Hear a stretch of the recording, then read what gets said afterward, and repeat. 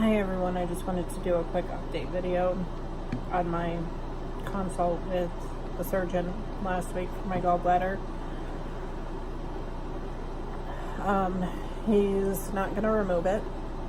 He said that if it's still bothering me by the time I get all my pre-op stuff done, that he'll plan on taking it when he does my weight loss surgery, which is disappointing because of the amount of pain I'm in is surreal. It's been very hard to deal with. The only thing he told me to take for it was Tylenol. And I understand that everyone's being very conscientious about the opioid crisis and everything, but painkillers aren't my thing. I just want to be able to make it through the day. Like, it literally, I'm taking it minute by minute, is how ridiculous it is. So, yeah, he said that he'll take it next month when he does my weight loss surgery if it's still bothering me. Which, I mean, I'm getting back on track with my diet, so I'm hoping the pain will lessen. A lot would be nice, but I'm just hoping the pain will lessen with getting back on track with my diet. And I know I shouldn't have gotten off track with the holidays and everything, because I won't be able to do that after I have the surgery. I realize that.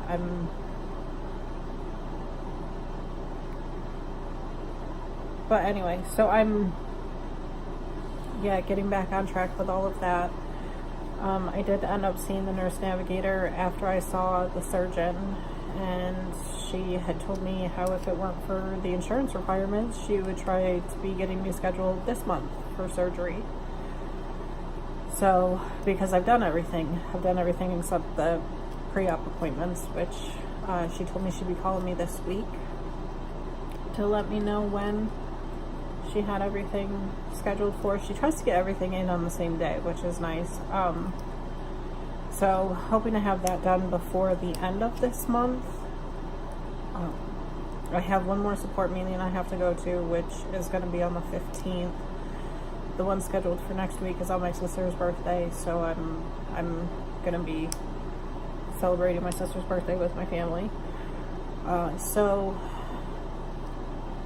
she said that she has to get everything turned into the insurance no later than February 8th in order to get approval for my tentative date of February 25th, which I'd like to have everything done before that so she can get it in sooner.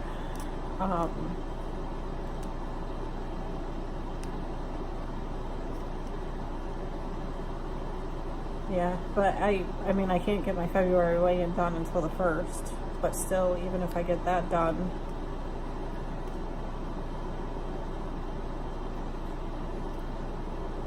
if I get it done on the 1st, it should be able to get everything submitted the beginning of the following week, but we'll see. So yeah, getting back on track with my diet. I'm still planning on the bypass. Something that really bothered me when I went and saw the surgeon, he walked in, he looked at me and asked if I was smoking, and I told him no. I pointed at my husband, and my husband pointed at himself, and he was like, oh, well, it's very potent, I could smell it as soon as I walked in. Yeah, I believe it. I mean, a non-smoker smells smoke like there's no tomorrow, or at least that's been my experience. And he tried to talk me out of the bypass. He told me that because my husband smokes, because I'm a former smoker, I'm going to go back to smoking, which would cause me a lot of problems if I had the bypass. And I'm so disappointed that he can't get past the fact that I'm a former smoker and that the bypass would be best for me. I know my body. I have to call my primary care and have my omeprazole upped, because as it is, I'm having to take 2 pills a day. I don't want to have to deal with the heartburn. It's awful. Like, even if I take it late, I mean, because I take it every morning after I get out of bed. If I sleep in and take it late, I feel it. I don't want to have to deal with that for the rest of my life because he wants me to have the sleeve instead of bypass. I'm not going to go back to smoking. I can't stand the smell of my husband after he smokes. I can't even stand, he doesn't smoke inside. He doesn't smoke in our vehicles, none of that. But when even when he's standing outside and he wants to talk while he's out there, I can't even stand it. I can't stand to be near him. Like, I'm not going to go back to smoking. And the fact that my surgeon can't see past the fact that I am a former smoker, it just is very irritating. It's very, like, I get he's the specialist. I get that. But I know my body. I know what I'm capable of. I know. So I'm having a hard time with that. I may end up contacting the nurse navigator in reference to how disappointed I am with that. He's a very capable surgeon, aside from the fact that he told me to take Tylenol for my gallbladder and that he thinks I'm going to go back to smoking. He's very capable. I'm not willing to restart the program. I'm not willing to restart it at all by any means, just to switch to a different surgeon. I'm this close. I'm not going to start over. I can practically taste my new life, and I'm so ready for it. I'm so ready to be healthy. I'm so ready to be able to wear my husband's hoodies. I'm so ready to be able to do and be the person that I want to be, because instead of having no energy and being tired all the time, I will have energy once I've lost some weight. I will want to get out and do stuff, and I don't know. So yeah,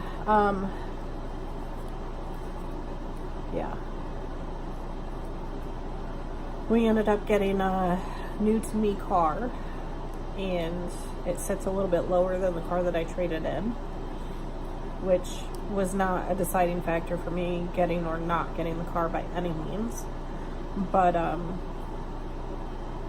it's a little difficult for me to get in and out just because it sits a little bit lower.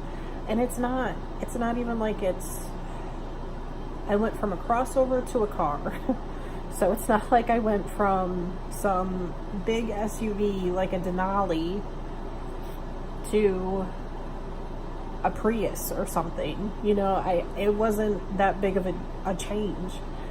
But I can feel it. I can feel my body struggling getting in and out of the car, but I keep telling myself that, you know, once I have the surgery, I won't be such a fat heifer anymore, and I'll be able to maneuver a lot more easily in and out of the car, and I'm looking forward to that. I am. I'm looking forward. There's so many things I'm looking forward to.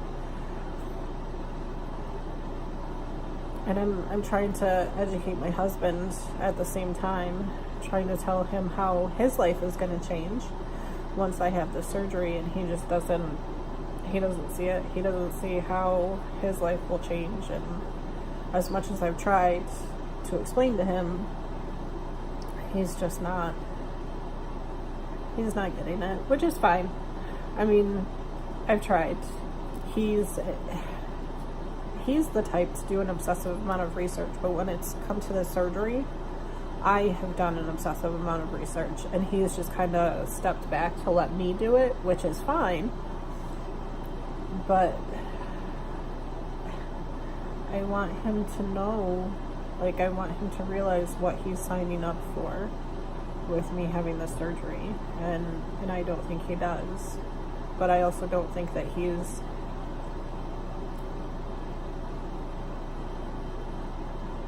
I know he's not thinking that it's going to be such a drastic change that he needs to look into it. I don't know. We'll see. I mean, he'll find out come next month. So, yeah. Let me tell you, February 25th is a lot closer now that we're on this side of Christmas. It's getting real. I'm pretty excited about it. I looked, I don't know if everyone's program does this, but the program that I'm in, they give you, I got an informational binder, and anything I've gotten, whether it's from the nurse navigator, from the social worker, from the nutritionist, anything, I've put in that binder so that I can have it later to reference back to. And one of my friends who had the surgery, gosh, April will be 2 years ago. You know, I've just been asking different questions, and one of the questions I asked her, I was like, well, what about the pre-op diet? Because my surgeon does not require full liquids for 2 weeks. From what I remember, he said low calorie, just because it's so hard to stick to full liquid for 2 weeks. And that kind of excited me, I'm not gonna lie. But so when I was asking her about that, she was like, you know, check your binder, because I really don't remember, it was so long ago. I looked at my binder and I couldn't find a damn thing on it. Couldn't find a damn thing on the pre-op diet. So I know I'm going to be having an appointment with a nutritionist, but I just kind of want to get my head straight. I want to start planning what those 2 weeks are going to be, how they're going to be, what I'm going to be able to do, not do. Need to free up some room in my freezer so that I can get some sugar-free popsicles, things like that, because before and after surgery, because after surgery I know that's a big help for a lot of people. But so I might get a hold of the nurse navigator and ask her for a general overview on the pre-op diet, the 2 week pre-op diet. But yeah, so aside from being in a surreal amount of pain, the surgeon trying to talk me out of having bypass, everything is going well. I'm trying to get back on my treadmill. I fell off just because of the amount of pain I've been in. But I need to get my respiratory system ready for surgery. And I know the only way to do that is by getting on the treadmill. I did end up doing 30 minutes last night, and I know that doesn't sound like a lot, but it's a lot of stress on my joints and everything, and I probably could have gone longer, but I was just so bored. I was so bored. I usually listen to music, but last night I was like, hey, I'm going to listen to an audiobook. Oh, I clock watched like crazy. I was clock watching like crazy, and it just was not. I can usually keep myself occupied, but I was not able to last night. So, no more audiobooks when I'm on the treadmill, is what I've learned. So, but yeah, getting back on track with my diet, I'm hoping will help with my gallbladder. But yeah, as of right now, that's what I got. So if you have any questions, comments, or concerns, let me know. My email is rollingtorny@gmail.com, and let me know. Thanks, guys. Bye.